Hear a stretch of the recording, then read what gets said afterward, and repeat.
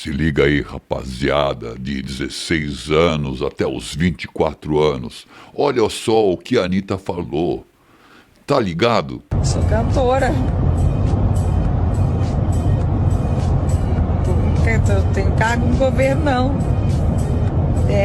Depois não vem me culpar se fulano fizer merda, Beltrano, não vem me culpar não, hein? Vocês que me obrigaram a ficar dando opinião. Se vocês não me obrigassem, eu tava aqui bem na minha. Você não vai me deixar mal. É você que vai viver todo esse tempo com esse maldito, sacou? Povo brasileiro, sou argentino, já passei pelo que você está passando. Apenas 3 anos atrás, amigos do Lula, Alberto e Cristina Kirchner ganharam nas eleições com 50% de apoio. Hoje, 3 anos depois, sua intenção de voto é inferior a 20%.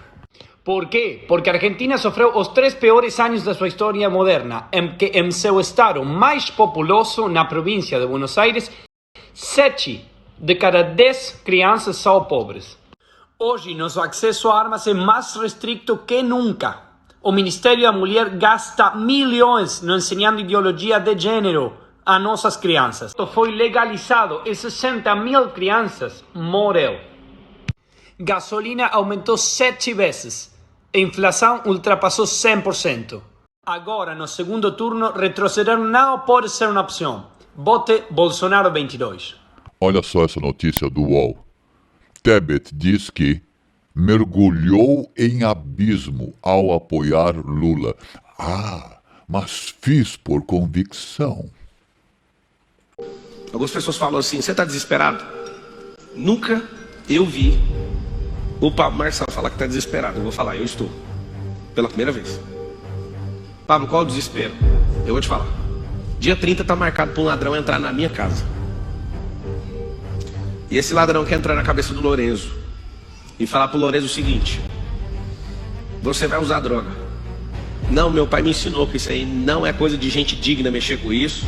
Meu pai investia dinheiro para tirar pessoas disso e eu não vou fazer isso. E esse mesmo ladrão no dia 30 vai chegar no Benjamin e vai falar pro Benjamin o seguinte: você pode ser uma menina, você pode tirar seu pênis e colocar uma vagina aí no lugar. E eu vou te ensinar todos os dias que você estiver indo pra escola. Esse ladrão quer falar isso pro Benjamin. Esse mesmo ladrão no dia 30 quer chegar no meu filho Miguel e falar assim pro meu filho Miguel: tenha raiva da riqueza. Seu pai, ele é rico porque ele pisou nos pobres. E começar a colocar uma coisa que meu filho nunca ouviu da boca de ninguém, porque esse ladrão tem essa capacidade. Doutrinação nas escolas. Esse mesmo ladrão quer chegar na Isabela e falar assim: ó, fique com todos os homens, seja pervertida, e quando você quiser tirar o bebê da sua barriga, eu, seu ladrão favorito, vou assinar uma lei para você não ser criminalizado. Esse mesmo ladrão quer chegar na minha esposa e falar assim: o dia que você estiver insatisfeita com o seu marido, você vai no cartório sem avisar ele. É o projeto do PT. É só ir lá sem avisar, não precisa nem avisar, a separação vai acontecer. Vocês sabem disso ou não? Deixa eu explicar o que esse ladrão quer fazer. Ele só quer desmontar minha casa. Aí alguém fala: então, a gente vai defender sua casa. Façam só por mim. É só sobre a minha casa. A minha casa, a casa dos Marçal. Por que eu tô desesperado? Porque eu tomei como se fosse só pra mim. Se você souber o dia que o ladrão vai entrar na sua casa, você vai ficar mole igual você tá aí. Se você souber que ele vai entrar lá dia 30, às 20 horas e 27 minutos, você vai ficar com vergonha, com medo de perder seguidor. O que alguém vai falar de mim? É isso que você está falando? Isso não é uma brincadeira. Você acha que Bolsonaro é um risco à democracia brasileira? Não acho que seja um risco à democracia brasileira. Acho que ele tem manifestações que prejudicam ele próprio. Ele, infelizmente, foi o maior inimigo dele mesmo durante esse período todo de governo, com manifestações que foram descabidas, mas esse espantalho que fazem em torno do Bolsonaro é em torno das falas dele. Mas quem o critica, muitas vezes ignora os atos cometidos pelo PT enquanto esteve no poder. Uma coisa é você falar coisas que não deveria falar e que, enfim, pode demonstrar uma imaturidade política ou até uma irresponsabilidade, mas até agora não vi nenhum ato do presidente Bolsonaro que pudesse ser atentatório a democracia no Brasil, da forma como foram atentatórios uma série de atos que nós vimos sendo praticados pelo governo do PT, de apoio inclusive a ditadores. A gente lembra dos boxeadores cubanos, talvez seja o ato mais desumano cometido por Tarso Genro, quando foi ministro do governo Lula, e que mandou de volta 2 boxeadores cubanos que tinham vindo para o Brasil, se não me engano era para os Jogos Pan-Americanos, decidiram ficar no Brasil e foram extraditados pelo governo brasileiro de volta para o cárcere cubano, né? Para uma ilha que não respeita os direitos individuais. Para mim, isso é um ato contra a democracia, contra a liberdade individual desses cubanos que queriam ficar. E aí disseram, né, a narrativa política na época, que esses cubanos, esses boxeadores, queriam voltar.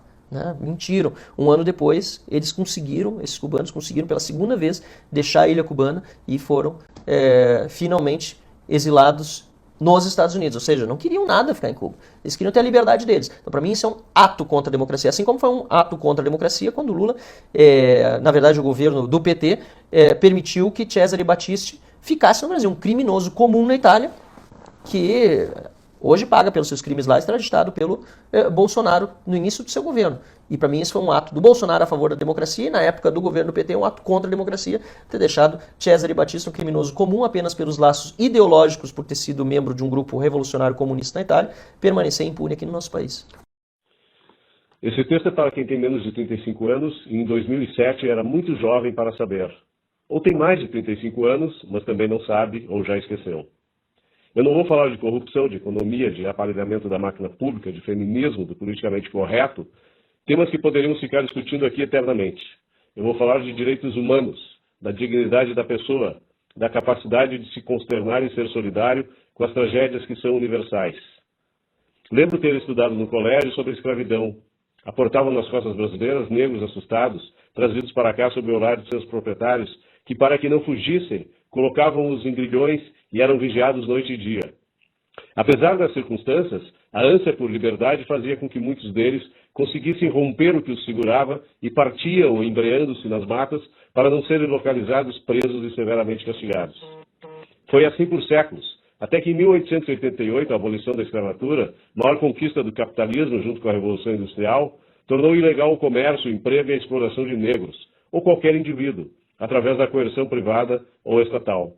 Desde 1888, o governo brasileiro havia cessado a caça, o aprisionamento e a devolução de escravos aos seus proprietários, porque os negros deixaram de ser propriedades para serem indivíduos livres, donos de suas vidas, portadores do inalienável direito de agir de acordo com seu julgamento, para criar e manter os valores que desejassem, para garantir o seu sustento, segurança, conforto e felicidade. Foi assim no Brasil até o dia 2 de agosto de 2007, quando a Polícia Federal captura 2 jovens, Guillermo Rigondó e Erislandi Lara, cubanos, negros, que vieram disputar os Jogos Pan-Americanos no Rio de Janeiro por seu país. Mas aproveitaram a oportunidade de estarem aqui para fugirem do lugar onde eram vigiados pelos homens de segurança da delegação cubana, imaginando que nunca mais teriam que voltar para Cuba, onde eram escravos do Estado comunista instaurado pelos irmãos Castro. Estávamos em pleno segundo mandato do governo Lula. O ministro da Justiça era o famigerado Tarso Genro. Tão logo foram avisados da fuga e depois da recaptura, em vez de darem asilo aos jovens negros cubanos, entregaram os boxeadores às autoridades cubanas.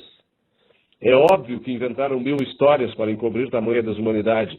Não usaram grilhões nem chicotes, mas o que de fato importa é que cercearam a liberdade de quem se sentia prisioneiro, escravo, não indivíduos que são um fim em si mesmo, mas peças, meios a serviço do Estado, sacrificados pela intimidação e ameaças que o governo cubano fazia a eles e a seus familiares. Como eram devolvidos os judeus aos campos de concentração, ou os negros às senzalas, Guillermo e Erislandi foram deportados pelo governo petista do Lula e do Tarso, 48 horas depois de terem sido capturados, para a ilha-prisão onde foram punidos.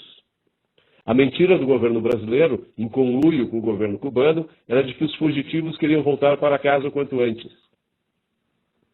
No ano seguinte, esses mesmos boxeadores conseguiram fugir para Miami e para o México, provando que seu desejo no Brasil era o de terem sido acolhidos como asilados fugitivos de um governo opressor, que trata os direitos individuais como lixo, como também fizeram esse que concorre à reeleição Lula e seu fiel escudeiro, o trotskista gaúcho Tarso Genro, mais conhecido ultimamente como o pai da Luciana Genro, deputada translocada do PSOL.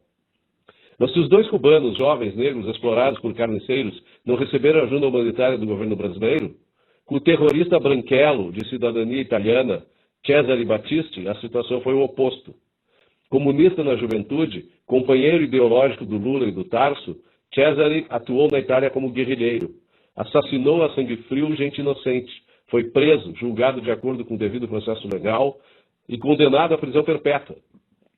Fugiu do presídio onde se encontrava, mas foi recapturado na França, de onde voltou a fugir com documentos falsos, vindo se esconder no Brasil, a terra da impunidade.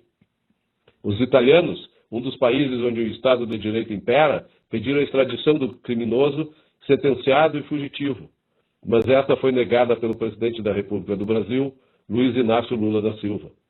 Você que é jovem, idealista, acha que o mundo precisa de mais justiça, de mais paz, de mais amor, pense nestas tristes histórias e veja de que lado os petistas estavam na hora em que os cubanos precisavam de paz e de amor e o italiano comunista assassino precisava de justiça.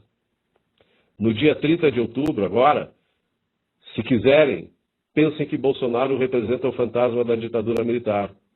Mas Lula, esse é a maldade em carne e osso.